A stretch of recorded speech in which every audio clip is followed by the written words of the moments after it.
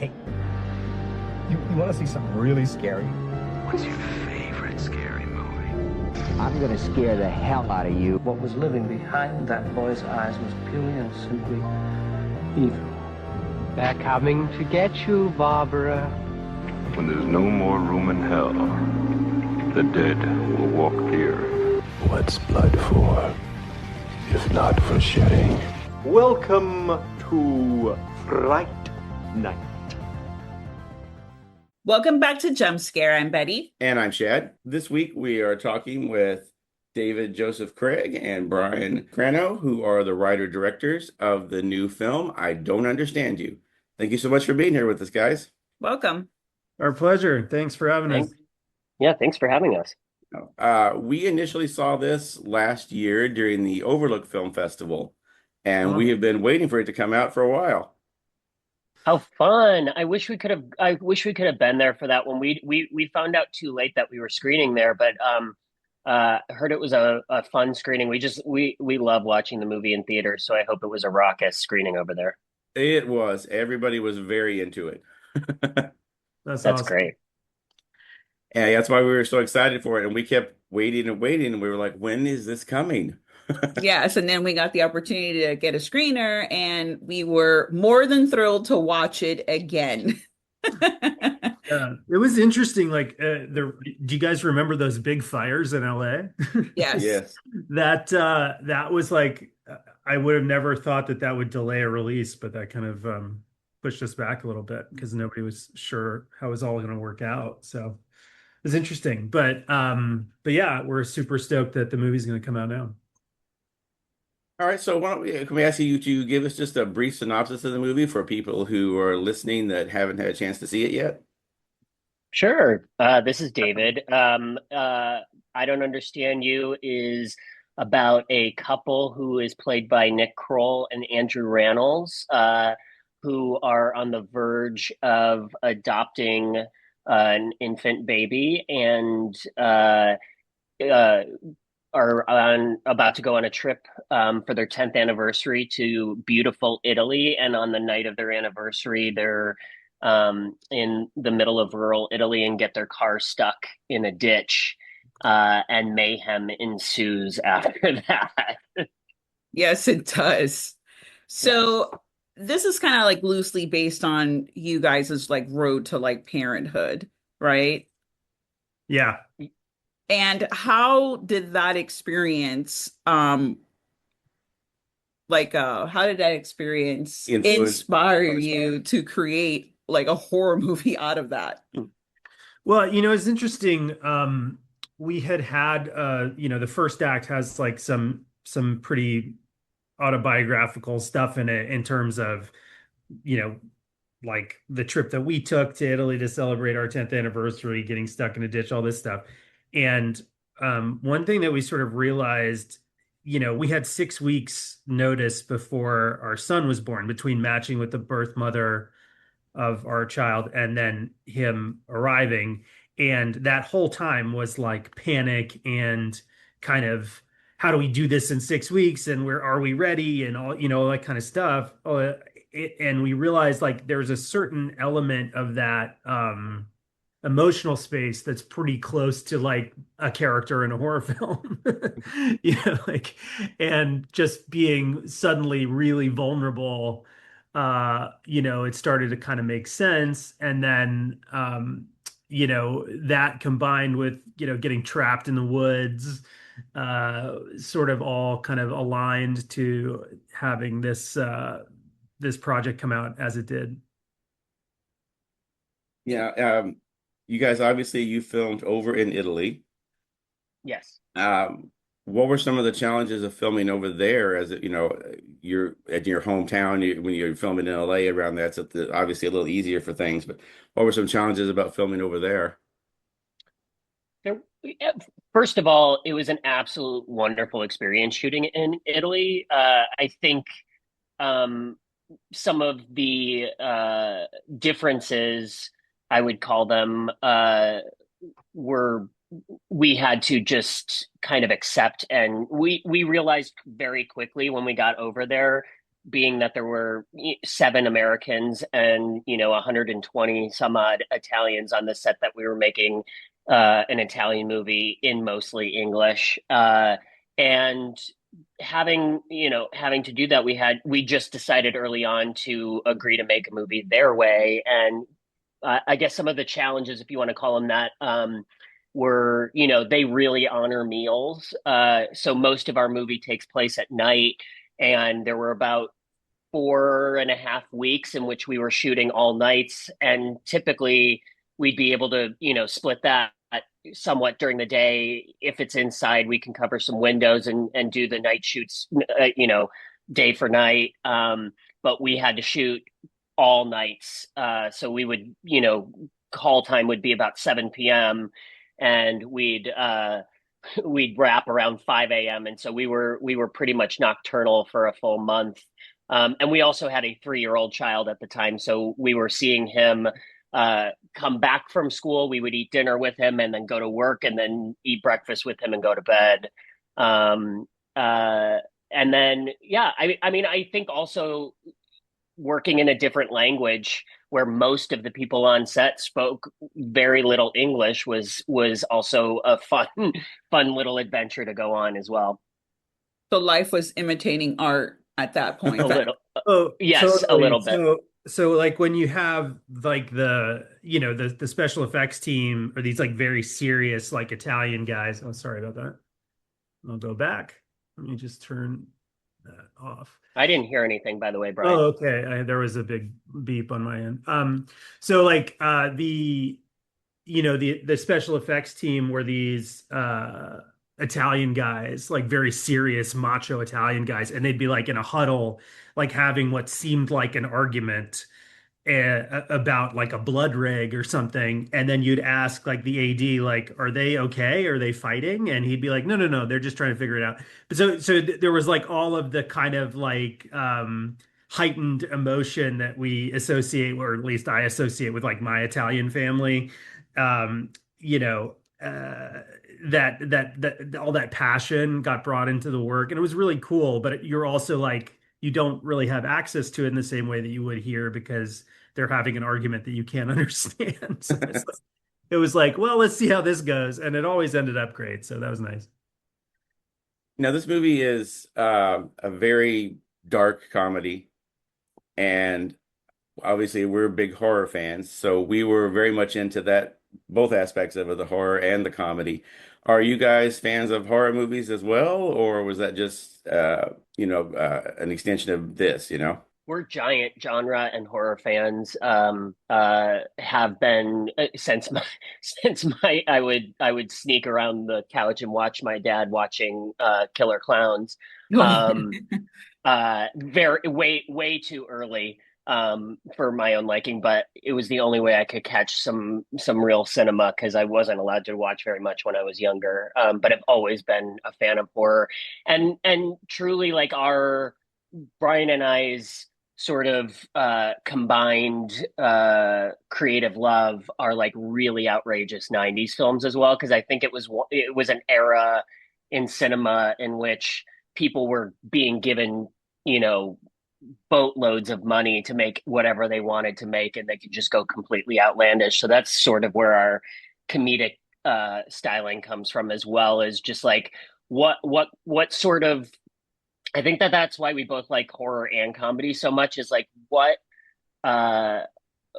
can you take like all the way the distance? What can you expand? We write in a very interesting way, in which we come up with a first act and then say, how far can we take this, and then take it even further. And that's sort of our bread and butter, I would say. Were there any specific films that kind of influenced you guys when you were writing the screenplay? Do you want to take that one, Brian? Yeah, I'm just thinking genre specific or anything. Anything. Okay, so there's this great Eugene Levy movie that nobody talks about enough, as far as I'm concerned, called Once Upon a Crime. And it has a similar kind of silliness, I think, to our movie, that where you have characters, behaving badly in like a super heightened situation, but it still keeps their need really clear.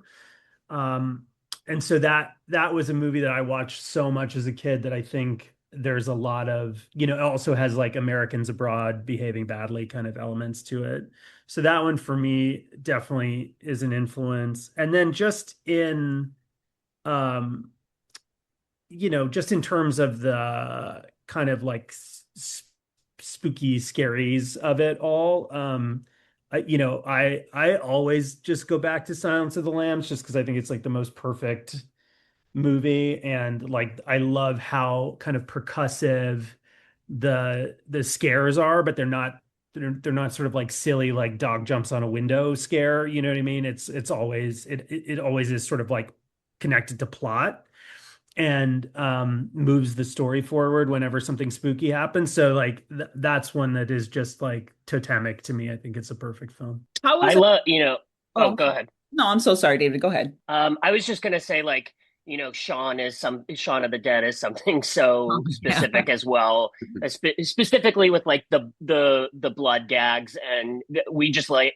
explosive things like that. And then my favorite film, and it's much more genre than it is horror, but Death Becomes Her, the Robert Zemeckis film from the Yes. '90s, also inspired a lot of this as well in terms of how far you can go with something one and like someone could be dead and then come back to life anyways, and of course we're going to believe that someone could fall down the stairs and still be alive, Yeah. which clearly is something inspiring to us. Yeah, now that you say that, I kind of see that when she spoiler alert, guys. Well, if you've seen the trailer, this won't be a spoiler. True. When she does fall down the stairs, and later on they go to pick her up, and there's that whole like creak of the neck where it's like, oh, that I Yeah. totally see like Death Becomes Her. Like I get Yeah. that now. Awesome. Yeah, like I think in speaking like a lot of the '90s movies that we were talking of, it's just like it's anybody, you think about making that movie now, and it's like, oh, you wouldn't even get close to a budget like that. Um, for something so ludicrous. But back then, you were given, a shit ton of money to make something so spectacularly unique. And I think we're missing a lot of that in cinema right now. I think we get a lot of that in horror, but like specifically comedy, it's being, tamed a lot more. And I'm glad we're maybe coming back to a place where we can make some original, unique stuff. This film definitely is unique and original. We are huge fans of development, character development. So especially within a genre where a lot of the times you don't get that per se. It's all about the how many kills or, the gore. So when there is character development, we are very drawn to it, and you definitely get that heart and soul in this film, which I think that's why it's such a great film because you do have, like you said at the beginning, the first part, the first half, you have that comedy, and then it just literally becomes darker and darker, and you or just don't know what's gonna happen next.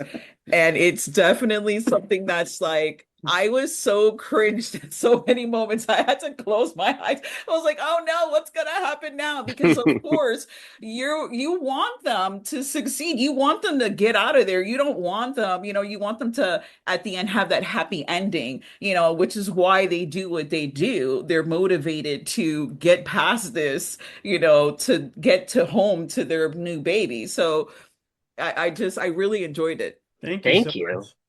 Yeah, I mean, for us, I think we're not necessarily interested too much in the characters being like likable, which is, Yeah. but we are interested in you being kind of on their side, So it's like that was the interesting line to walk as we were making the movie and then casting Nick and Andrew. They're so likable as people, and they're clearly like so in love with each other, both as friends off screen and then as this couple, in the movie.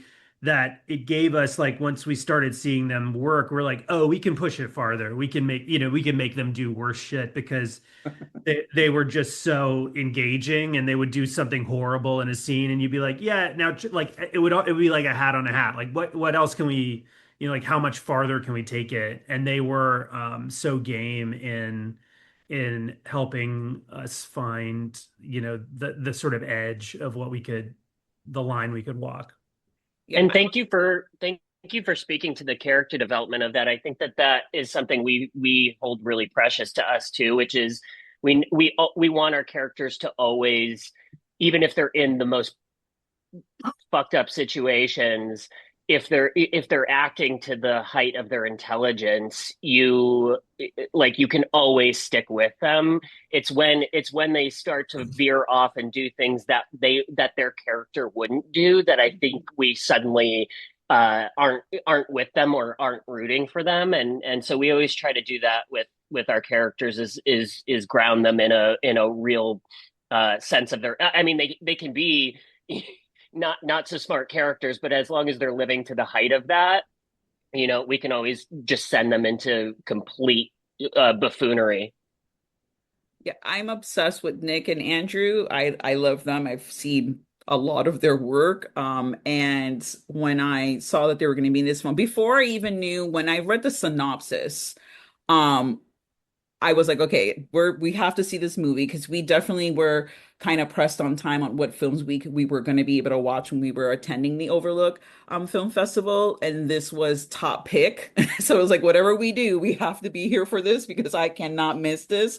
And Nice. I enjoyed watching them together, and you definitely get that chemistry on screen as friends. I mean, you can tell. I mean, for personally, the best relationships romantic relationships begin as friends, because you're going to end up as friends, right? Later, when all the passion and all that stuff is, you're too old to get into all of that. Friendship definitely lasts forever. So saying that, the chemistry and the fact that they both have great comedic timing, did they at all improvise anything, or did they just stick to the script?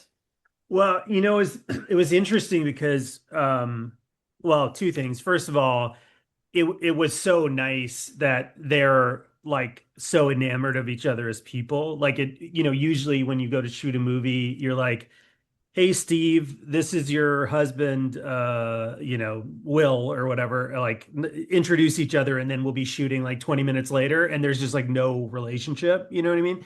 Steve Martin and Will Smith. Yeah, exactly. But this, when you have like a real, they've been friends for a decade or whatever, like, you have like a real relationship you can draw on. It's so much better. So that was really nice. And then the other thing, I think David and I were both like, oh, Nick is this incredible writer and creator, and like, we were like, is he going to come in and be like, here's my, 15 pages of notes or whatever? And he just came in and was like, I love the script. It's really funny. And that was so validating. And then, of course they would improvise stuff, when they had ideas, and we would try to give them like space to do that, because they're so naturally funny, and they would always like find little things. But they were also quite happy to shoot what was written, which was validating as well.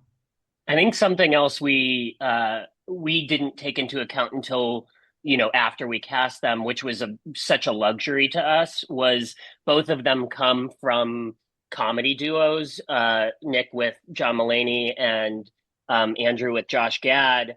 And so they had a real sense of how to share, rather than, like, they would console, or they would talk to us about, oh, wouldn't this line be better for him? So like, they were really willing to share the spotlight and share the screen time with each other, so that it felt like one performance, which was so wonderful, being that both of them are on screen 98% of the movie together. It would have really sucked if they didn't like each other and didn't share.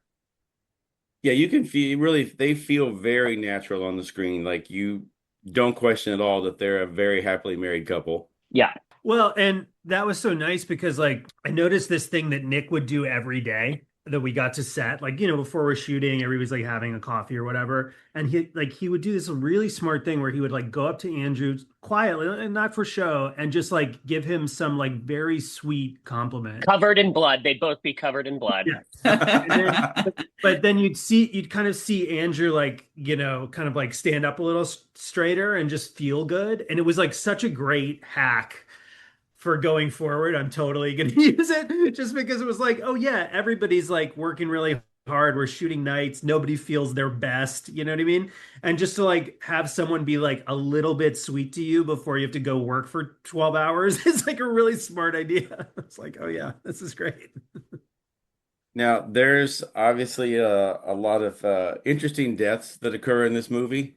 Did you have one in particular that was your favorite? Ooh. Oh, that's a good question. I mean, I think just because of how complicated it was to shoot how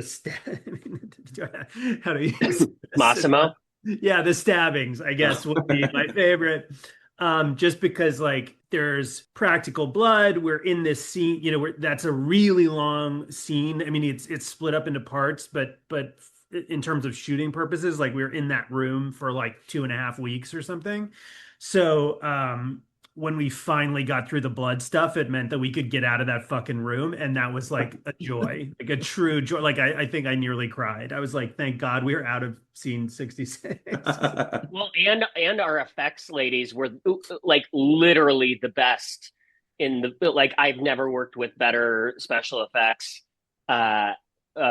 practical special effects women or people before, and they all had learned, they taught themselves how to do all of it on YouTube. Like they learned how to do all of their special effects through YouTube, which was amazing. And I would concur, but I'd also say the stairs was also a really fun death, just because it's a multi-death situation, and it was really fun choreographing that.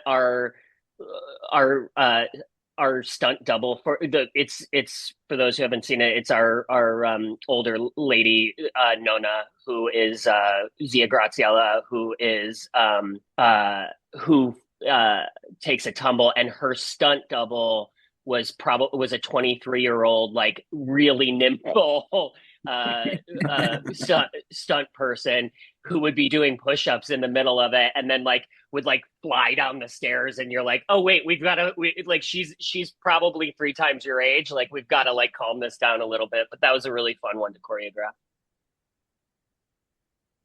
When Eleonora Remendini and Andrew are in where's like the barn, yeah, right? Andrew's performance there is just hands down, because he has this grin, which I've seen before, and it's like mischievous and like slightly like evil.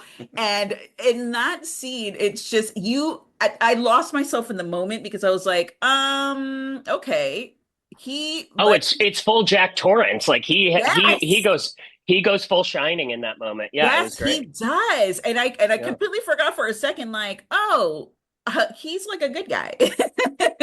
Because he's just like, I'm getting this woman. Like I gotta tie up the loose ends. I gotta get her. And it's just so like great to watch. Thanks. Yeah, it was cool. It was like one of those things where, this happens sometimes where you're like, we're working out the scene and we're kind of like obsessing about the stunts that take place in that sequence. And then we're like, oh, right, but we got to get in here. We got to like come in the door. And so then we're blocking that part out. And then we realize like the production department had put this like giant bolt on the door. And then the second I see that, I'm like, okay, Andrew, like when you come in, like realize you're in a trapped space and like throw the bolt. And like it's gonna be, that action will be the turn for the audience of like, oh, this is fucked, right? Like she's not getting out of here. And it changed the whole performance, just like that one little action, because it gave him this decision point, right? Yeah. And those are such great markers to find in the movie. And then the first time he did it, it popped the crew, You know what I mean? So it's like when you get this like audible laugh when you're Yeah. rolling, like that, then you're like, okay, that's it. It's genius. Like let's stick with this. And then that kind of like spurred him forward to go farther and farther. And we played with it. And it was so funny, you know, because we'd all been in this headspace of like, get the stunt right, do this bottle hit right. We're throwing an axe. There's big shit happening that you want to make sure is safe and, you know, build it so it looks great.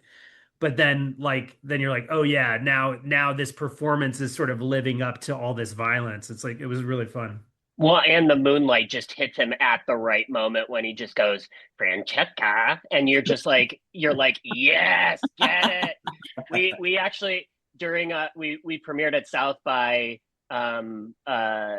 in 23, and the actual premiere, it was like silent, and someone just screams out after she runs out the door, someone just screams out, get her. And it was just like, oh, okay, we've bought him in. Yeah, we got him. All right, now this is going to be releasing theatrically June 6th. Is that correct? Yes, nationwide. All right. Well, thank you guys so much for being here with us today.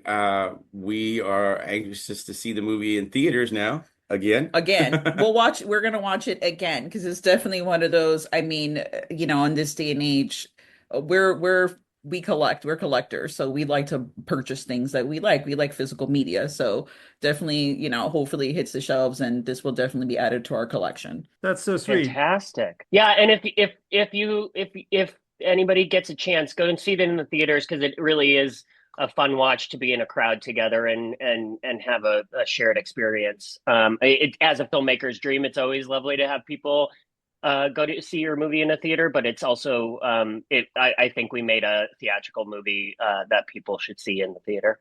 Oh yeah, definitely. Yeah, we agree. We've seen it on the large screen, and we've seen it on a small screen, and we definitely concur with that. See it on the large screen. Not only that, I mean, cinematography, it's beautiful as well. I mean, you're in Italy, so it's already working for you there.